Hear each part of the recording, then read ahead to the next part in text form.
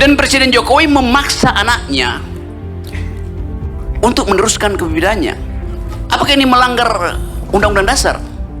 Tidak. Ini melanggar Undang-Undang Perlindungan Anak.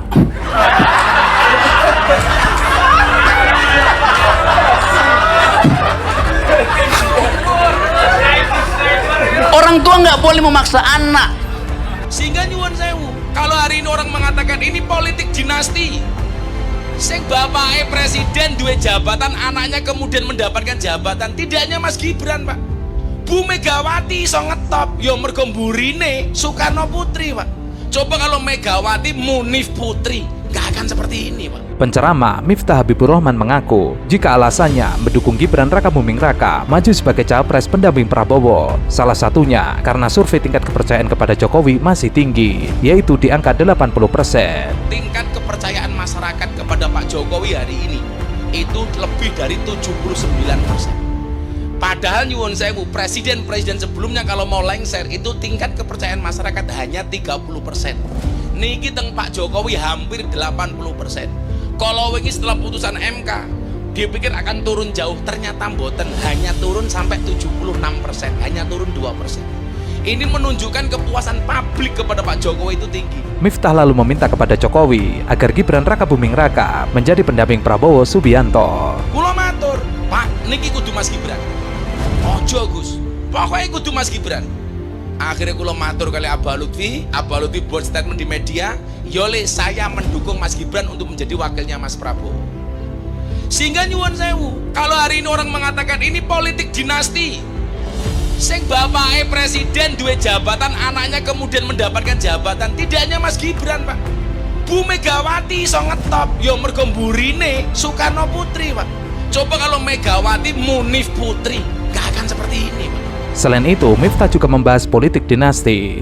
Menurutnya, yang melakukan politik dinasti bukan hanya Gibran Rakabuming Raka, ada Megawati Soekarno Putri dan Agus Harimurti Yudhoyono. Jadi, jika ada lawan politik yang terus mengkritisi Gibran, itu tanda bahwa dia takut kalah. Apakah hanya Gibran? Boten. AHY yang mergo duwe bapak Pak SBY. Artinya bagi saya itu lumrah, ngoten. Dulu kita sering mengatakan anak muda harus dikasih kesempatan. Sekarang ketika dikasih kesempatan, kenapa kita permasalahkan? Dulu kita sering dalil inna fiyadi subani amrol ummah.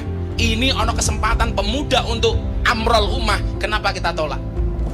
Pertanyaannya adalah bukan masalah kualitasnya Mas Gibran, tapi hari ini yang mengkritik Mas Gibran jadi wakilnya Pak Prabowo dengan mencari segala-gala kekurangannya, itu bukan karena faktor umur, tapi kritikan itu berangkat dari mereka yang takut kalah.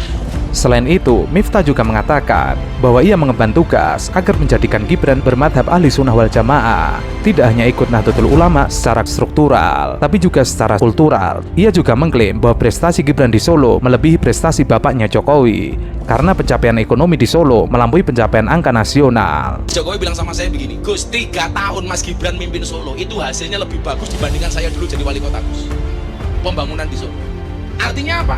Mas Gibran itu tidak hanya ditakdir sebagai anaknya Pak Jokowi, tapi memang punya kapasitas untuk menjadi calon wakil presiden. Lah tugas kula sing perlu jenengan ewangi.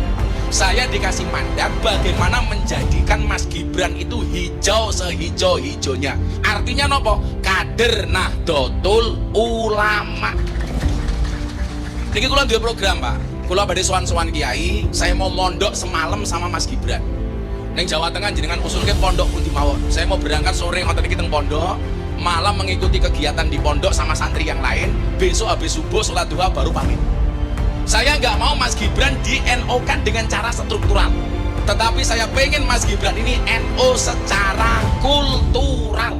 Namun, hal tersebut berbeda dengan Rocky Gerung. Rocky Gerung mengatakan, jika dulu Soekarno mengatakan, berilah aku 10 pemuda, maka aku akan mengguncang dunia. Lalu ucapan tersebut diteruskan oleh Jokowi, berilah aku 1 pemuda, maka aku akan guncang Mahkamah Konstitusi. Kontan saja, candaan Rocky tersebut membuat para pendengar tertawa terbahak-bahak. Janji historis itu yang kita bandingkan dengan sekarang.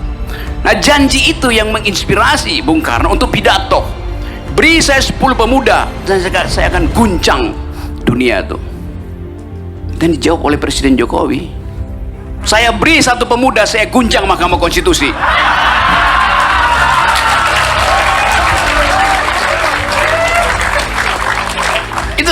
Yang terjadi begitu. Rocky lalu mengatakan, apa yang dilakukan oleh Jokowi ini tidak melanggar Undang-Undang Dasar, tapi melanggar Undang-Undang Perlindungan Anak. Hal tersebut membuat penonton kembali tertawa. Dan Presiden Jokowi memaksa anaknya untuk meneruskan kepemimpinannya. Apakah ini melanggar Undang-Undang Dasar? Tidak. Ini melanggar Undang-Undang Perlindungan Anak.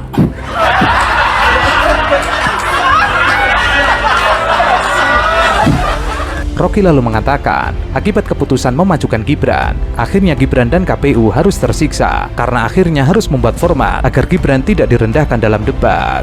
Anda bayangkan, KPU terpaksa mesti siksa mengatur format debat. Padahal debat itu biarin aja. Yang mau ditampilkan otak, yang mau ditampilkan dengkul, yang mau ditampilkan usus, gak ada soal. Jadi nggak usah diatur. Sama mengatur-ngatur Pak Prabowo supaya sopan santun nggak mungkin. Atau mengatur Gibran nanti supaya tidak terlalu terlihat 78,9-nya.